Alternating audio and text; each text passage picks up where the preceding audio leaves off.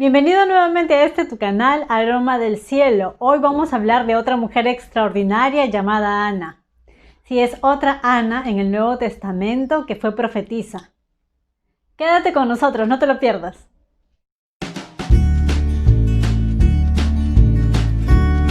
Quizá esta otra mujer llamada Ana haya pasado desapercibida por ustedes. Quizá lo han leído rápidamente y no se han percatado de la vida de esta mujer.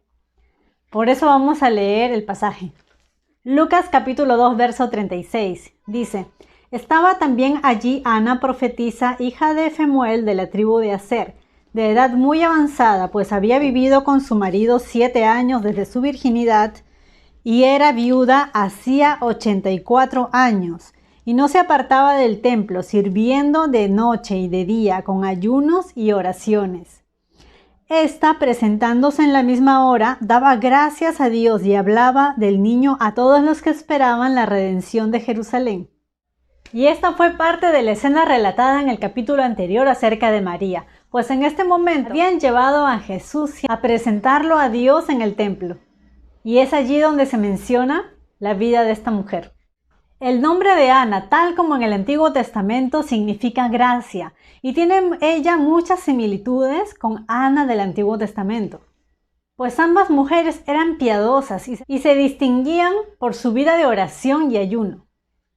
Ambas se sentían como en casa en el templo y las dos profetizaron. Si recordamos, 1 Samuel, capítulo 2, versos del 1 al 10, fue un salmo profético acerca del Redentor. De esta Ana se dice que fue una profetisa cuyo corazón estaba preparado para la llegada del Mesías. Bueno, hay controversia con el término profetisa, pero más allá de la controversia, yo creo de que una mujer o un hombre que se llamen profetas son gente de Dios, que buscan al Señor, dedican su vida a la oración, al ayuno, a la búsqueda de Dios. Y de esa manera, en esa comunión íntima con el Señor, Él les puede revelar lo que hay en su corazón. Y esta mujer estaba excepcionalmente dedicada a proclamar la palabra de Dios. Ella tenía la convicción de que Jesucristo era el Mesías. Y era posible que esto se debiera también a la influencia de esa revelación que tuvo Simeón, la cual es mencionada en los versos anteriores. Es decir, que esta mujer, siendo anciana, tenía un ministerio importante para este tiempo. Y aquí quiero recalcar que no importa la edad que tú tengas, si tienes 20, 40, 60 años, 90 años, tú puedes servir a Dios con lo que tú tienes. Mi abuelita, por ejemplo, se convirtió casi a los 70 años, pero ella desde que entregó su vida a Cristo, desde que lo conoció y a tan avanzada edad, ha servido a Dios. Y eso ha llenado su vida y su corazón. Dice John MacArthur: en el Antiguo Testamento solo a 5 mujeres se llamaron profetisas. La primera es María, la hermana de Moisés, identificada como tal en Éxodo 15:20, donde dirige a las mujeres de Israel en un salmo de alabanza a Dios, por haber ahogado al faraón y su ejército. Lamentablemente, el hecho de que Dios haya hablado una vez a través de ella se convirtió más tarde en motivo de orgullo y rebelión, según Números 12, del 1 al 2. Por lo cual el Señor tuvo que disciplinarla, mortificándola temporalmente con lepra, versos 9 al 15. En Jueces 4:4 se nos presenta a la segunda mujer del Antiguo Testamento designada como profetisa, Débora, profetisa, mujer de Lapidot. Débora es la única mujer entre variado conjunto de jueces que guió al pueblo judío antes de que la monarquía se estableciera en Israel. A decir verdad, Débora fue la única mujer en toda la Escritura que ejerció esta clase de liderazgo y fue bendecida por ello. La Escritura se refiere a ella misma como Madre de Israel. Dio las instrucciones del Señor a Barak, de modo que parece que ella recibió revelación de Dios, al menos en esa oportunidad. Segunda de Reyes 22:14, la Escritura menciona a Hulda como profetisa, y las otras 2 únicas mujeres son mencionadas, Noadías en Nehemías 6:14 y la esposa de Isaías en Isaías 8:3. Y quiero recalcar que acá no hay un tema de discriminación, que Dios prefiere al hombre que a la mujer, simplemente que cada uno fue creado con un propósito. Por eso cada uno tiene diferencias en lo biológico, en lo psicológico, en el propósito que Dios tenía para cada uno de ellos. Ella era descendiente de la tribu de Aser, y Aser fue el octavo hijo de Jacob, descendiente de Silpa, la sierva de Lea y concubina de Jacob. Para el tiempo en el que nació Jesús, Ana ya era de edad avanzada. No había disfrutado de una vida fácil. Todo su mundo había sido destrozado por una tragedia. Al parecer había quedado viuda antes de que tuviera hijos. Su marido murió solo a los 7 años de matrimonio y desde entonces permaneció sola. Ya había indicado en los capítulos anteriores que no era fácil en esos tiempos para una mujer quedarse sola, quedarse viuda y permanecer soltera. Por ese tiempo las mujeres se casaban muy jóvenes, casi adolescentes. Entonces ella estaría quedando viuda aproximadamente a los 20 o 22 años. Dice John MacArthur, la viudez en esa sociedad era extremadamente difícil. Constituía casi una garantía de una vida de extrema pobreza. Por eso es que en la iglesia primitiva, el apóstol Pablo recomienda a las viudas que vuelvan a casarse en 1 de Timoteo 5:14, para que la iglesia no se viera sobrecargada con su sostenimiento. Es probable que Ana viviera de la caridad o sostenida por el remanente de la herencia de su familia.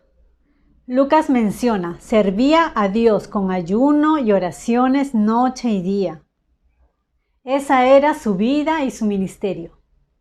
Y cuando yo he participado en la iglesia sirviendo, lo que me ha impresionado de las mujeres, quizá no es tanto su liderazgo, porque sé que las mujeres tienen mucha capacidad de liderazgo, sino la vida devota, la vida de oración. Mujeres que son guerreras, mujeres que no le temen al enemigo, mujeres que claman a Dios de rodillas, en ayuno, en oración, en vigilias. Ahí está la fuente de poder. Lucas también menciona que ella no se apartaba del templo, y es que ella vivía en el templo. La fe asombrosa de Ana significa que ella creía en las promesas del Antiguo Testamento. Ella tomaba la palabra de Dios con seriedad. Sabía en su corazón que el Mesías vendría. Y sin duda, su primera y profética oración sería que Él vendría pronto. En estos tiempos se enfatiza mucho el tema de los dones espirituales, sobre todo en algunas ciertas denominaciones. Pero algo que quiero recalcar es que según lo que yo puedo ver en la Escritura, es que Dios valora más el carácter de un cristiano. Y no tanto los dones, porque los dones en realidad son regalos que Dios nos da, por su pura gracia y misericordia. Pero aquello que debemos adquirir es el carácter de Cristo. Porque la palabra dice, por sus frutos los conoceréis, no por los dones los conoceréis. Ana sin duda era una mujer de Dios, y lo que más puedo recalcar en ella es que tenía una comunión cercana con Dios. Dice Lucas 2:38, y hablaba del niño a todos los que esperaban la redención de Jerusalén. Y el tiempo del verbo significa una acción continua, es decir, era algo que ella continuamente hacía. Me imagino que a todos los que llegaban al templo, ella les hablaba acerca del Mesías. Ana fue una de las primeras personas en reconocer quién era Jesús, y no podía guardar esta noticia para ella sola. Así que se convirtió en una de las primeras y más constantes testigos de Cristo. No sabemos qué sucedió después de que ella vio al Mesías, pero sí podemos calcular que ella ya estaba en el cielo cuando Jesucristo empezó su ministerio. Como habíamos mencionado anteriormente, en el Antiguo Testamento se puede ver que había mucha expectativa de la venida del Mesías, y aún en el Nuevo Testamento, al principio de Lucas, podemos ver que había todavía en muchas personas esa expectativa. Dice John MacArthur, es realmente notable que cuando Jesús nació, muy poca gente en Israel lo reconoció como el Mesías. No era que nadie lo estuviera esperando, sino que la expectativa mesiánica a comienzos del primer siglo se daba a un nivel muy alto.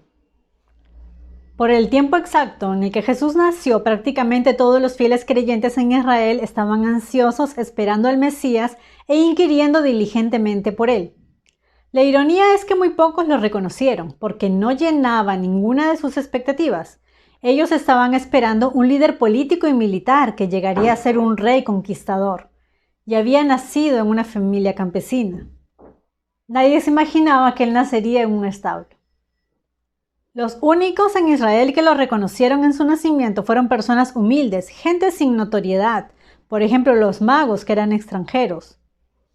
Pero los únicos israelitas que al principio lo reconocieron fueron María y José, los pastores, Simeón y Ana.